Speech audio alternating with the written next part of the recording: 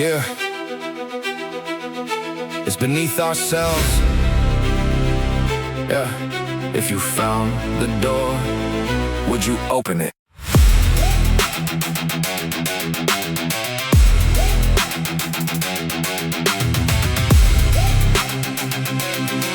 Yeah. Yeah.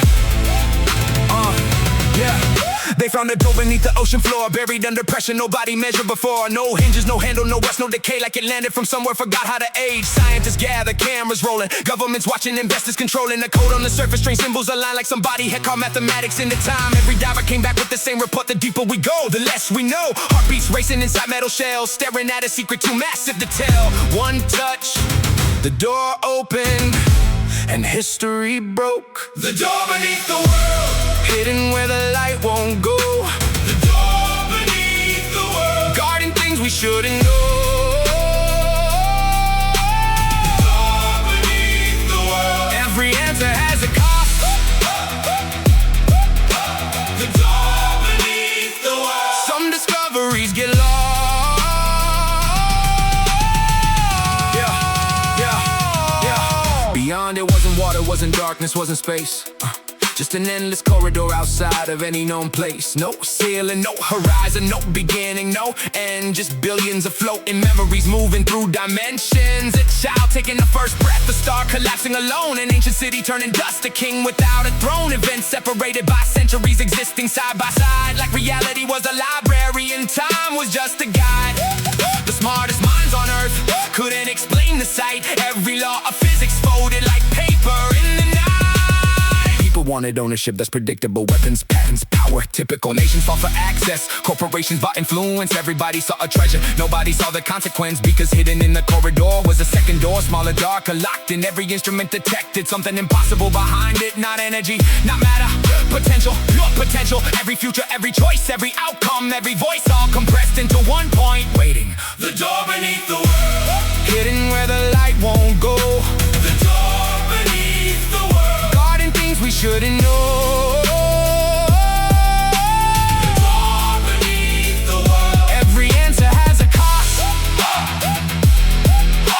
The door beneath the world, some discoveries get lost.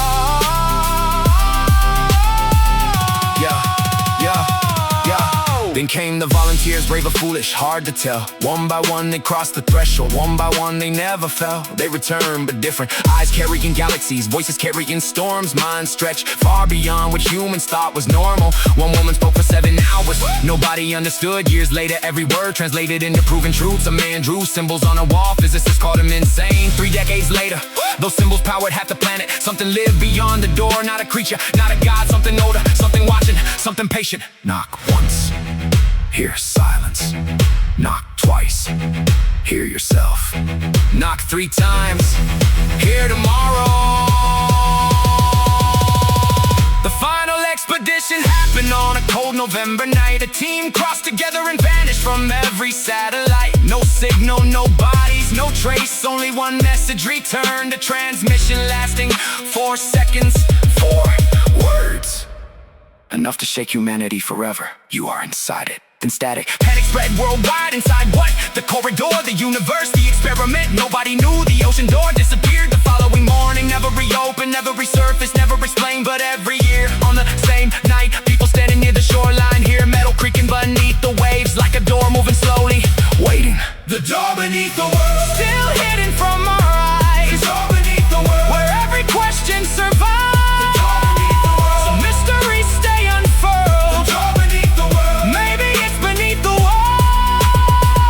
Maybe it's beneath ourselves.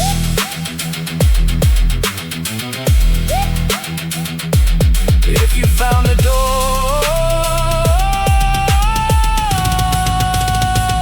would you open it?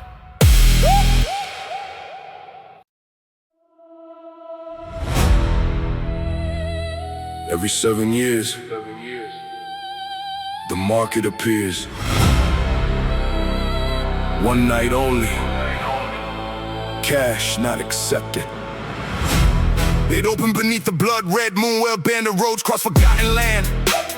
Lanterns wait in the darkness while merchants waited with outstretched hands. No food, no jewelry, no weapons, no gold, only moments.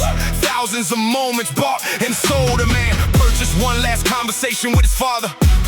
A woman bought back the day she never said goodbye. A boxer reclaimed the fight, he lost at 19. A gambler tried to rewrite every bad night. Crowds moved like tides through the marketplace. Desperation painted every face, because regret travels farther than reason, and memory never leaves empty space. The market of second chances, open to the morning light. The market of second chances, where wrongs can become right. The market of second chances, what would you choose to repair? The market of second chances, if you could return somewhere. Yeah, I want a past tense stitch from forgotten years, past clocks hanging upside down, past merchants trading futures for memories. One vendor sold courage, another sold forgiveness. One offered closure, one offered revenge. Funny thing, the revenge stand was always crowded, the forgiveness stand was almost empty. Human nature, old habit, heavy gravity. Then I found the oldest merchant, white eyes, silver beard, voice like distant thunder. He asked only one question: which mistake still owns you? I didn't answer, because I knew people were running through alleys of memory and destiny, chasing corrections, trying to negotiate losses by altering forgotten directions. One choice, one word, one call, one turn, one bridge burned, one lesson not learned. Everyone carried a story, everyone carried a scar. Everyone believed happiness lived somewhere behind them, not ahead. That illusion sold better than anything in the market. Business was booming, booming, booming, booming, booming. Go back, change it, fix it, rewrite it, would you?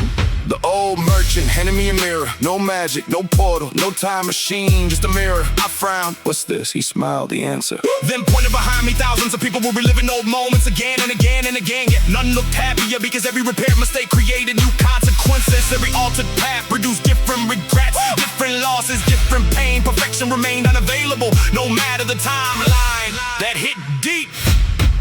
As dawn approached, the market began disappearing. Lanterns faded, tints dissolved, voices became echoes before the final star vanished. The old merchant spoke one last time: second chances are overrated. Most people don't need another past, they need a better present. Then he was gone, and suddenly every regret I carried felt lighter. Not a race, just smaller, cause maybe wisdom isn't changing history. Maybe wisdom is refusing to live inside it. The market of second chances, closed before sunrise. The market of second chances, left truth behind. The market of second chances, no bargain could compare. The market of second chances, to being fully here. The market of second chances, gone with the night, but the lesson stayed. The market of second chances. Years later, I still remember the sign above the entrance. The past is a museum, not a residence.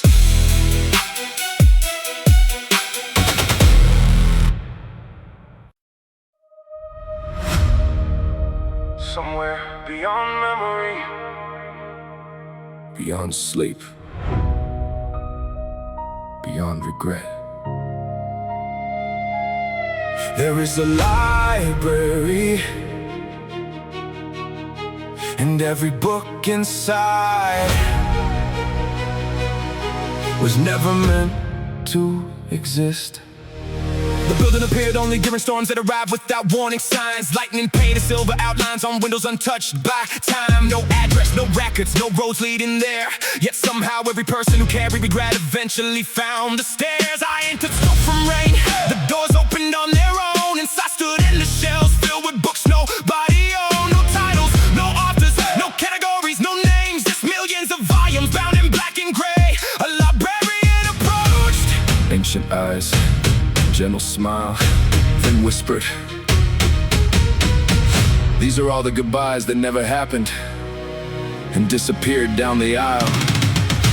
The library of unsaid goodbyes, words trapped between then and now. The library of unsaid goodbyes, every silence made a sound. The library of unsaid goodbyes, every page a missing voice. The library of unsaid goodbyes, built from unfinished choices. I opened the nearest book, the pages started breathing. A young soldier writing to his mother the night before leaving. He never mailed it, never got the chance. The final sentence stopped halfway. History interrupted the rest. Another book, a father too proud to say he was sorry. Another, a daughter who spent decades waiting for for a different ending to the story. Another, a friend who disappeared after one argument, one call unsent, one message unsaid, one relationship buried beneath stubbornness. Shelf after shelf, room after room, entire oceans made of words that arrived too late, or never arrived at all. Letters and fragments and paragraphs scattered through corridors deeper than reason. Confessions abandoned by fear while opportunities vanished with seasons. Some said I forgive you, too late. Some said I was wrong, too late. Some said I loved you, too late. Re-worry lifetimes, one mistake. I kept reading, heart heavier every chapter, because the books weren't really about language. They were about hesitation, about assuming tomorrow would always be available. A dangerous assumption, say it now, call them now. Don't wait, don't wait, don't wait. Near the center of the library stood a single golden shelf, different from the others, bright a room of alive somehow. The book's never thin, only a few pages. I open one inside with a simple conversation. A son thanking his father, a woman admitting a fear, a friend saying goodbye before moving away. Nothing dramatic, nothing poetic, just honesty delivered on time. The librarian appeared beside me, then smiled. These are the rarest books, the ones that never needed to be written. That sentence echoed forever. At the end of the final aisle, I found a book with my name, hands trembling. I opened it slowly, blank pages, every page empty. The librarian nodded, not yet. You still have time. Outside, the storm had ended. Morning light spilled through the windows for the first time. The library looked less like a warning and more like a gift, a reminder that some endings can still be spoken. Some gratitude can still be shared. Some people can still hear the word. The library of unsaid goodbyes, filled with echoes of delay. The library of unsaid goodbyes, teaching what we shouldn't say. The library of unsaid goodbyes, every silence leaves a scar. The library of unsaid goodbyes, don't let your words travel that far. The library of unsaid goodbyes, still standing somewhere in the rain. Above the exit, one sentence was carved into stone. The right words become heavier the longer you carry them.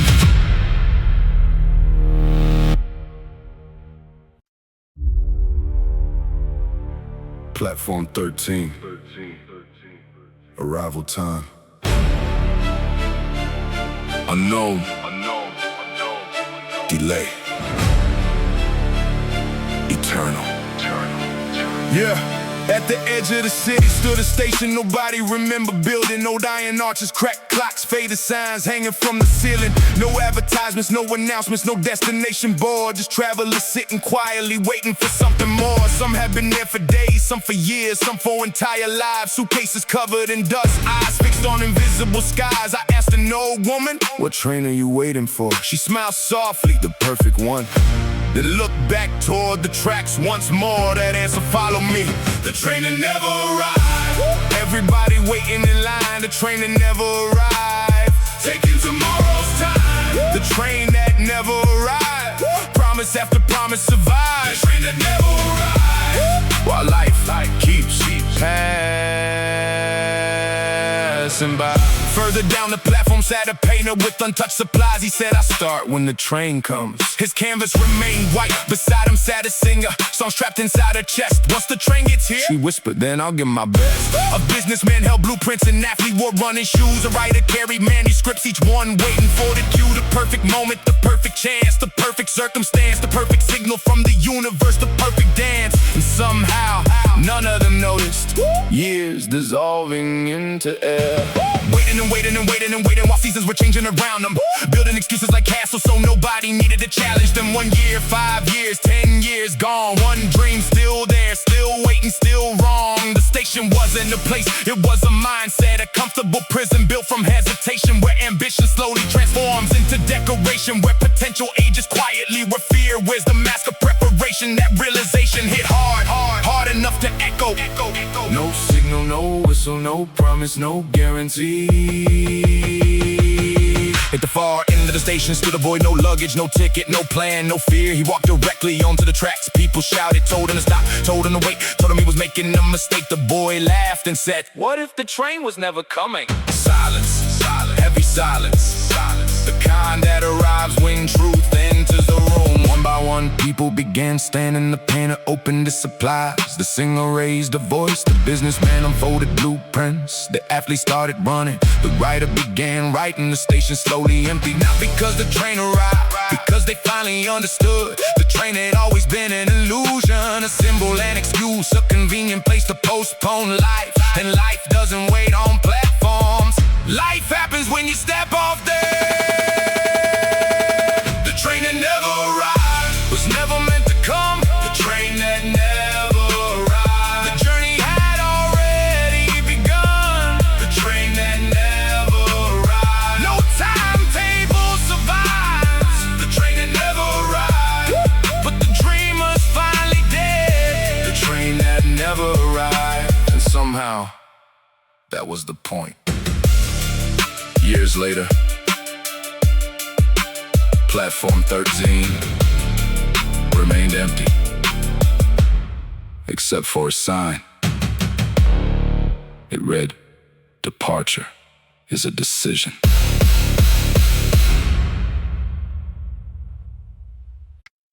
Nobody knew it was there. Beneath the concrete, beneath the traffic, beneath the noise, an ocean waiting. Yeah. The city stood on foundations older than memory itself. Millions of footsteps crossed the streets without questioning what was beneath. People rushed to meetings, rushed to deadlines, rushed to futures, rushed through lives. Nobody noticed the strange sound that echoed through storm drains at night. A distant tide, a hidden rhythm, a heartbeat below the lights. Then one evening the subway tunnel collapsed. Workers descended to investigate, expecting broken pipes, broken stone, broken steel. Instead they found waves, endless waves, stretching farther than flashlights could reveal. An entire ocean hidden beneath civilization. Ancient, silent, unmapped. The ocean under the city, deep below our feet. The ocean under the city, the ocean under the city, where forgotten currents meet. The ocean under the city, beneath the noise we make. The ocean under the city, waiting for us to wait. Scientists arrived, governments arrived, news helicopters fill the sky, questions multiplied. How could something so enormous stay invisible? How could an entire world exist below another world? The answer came from an old fisherman who lived near the harbor. He laughed and said, "The ocean wasn't hiding, you stopped listening." Silence followed because everybody understood. He wasn't talking about water, he was talking about everything. Dreams ignored, truth ignored, people ignored, wonder ignored. The deepest things in life rarely disappear, they get drowned out. Currents and chambers and caverns extending through darkness beyond estimation. Rivers of history flowing beneath every tower and transportation. Divers explore for months and years and decades, discovering forests of glowing coral, creatures unknown, ruins forgotten, entire civilizations swallowed by time. Cities beneath cities, stories beneath stories, worlds beneath worlds. And suddenly humanity felt smaller, not weaker, smaller, which was healthy, because arrogance grows in places where mystery dies. Look deeper, dig farther, listen longer, wonder harder.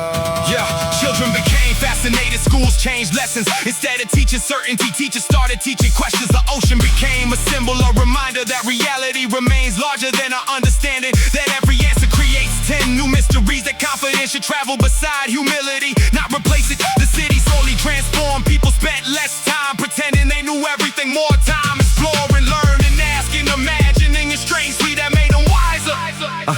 Years later I visited the lowest observation deck, thousands of feet below the street, standing before a glass wall overlooking endless black water. No advertisements, no traffic, no notifications, just silence and death. The kind of death that makes your problems feel temporary. The kind of death that reminds you how much remains undiscovered inside the world, inside yourself, inside everyone. The ocean under the city, deep below our feet. The ocean under the city, the ocean under the city, where forgotten currents meet.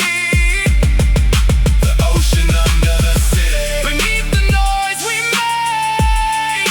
The ocean under the city, teaching us to look beneath the surface. The ocean under the city, still waiting, still flowing, still there. Maybe every person is an ocean. Maybe most people never dive.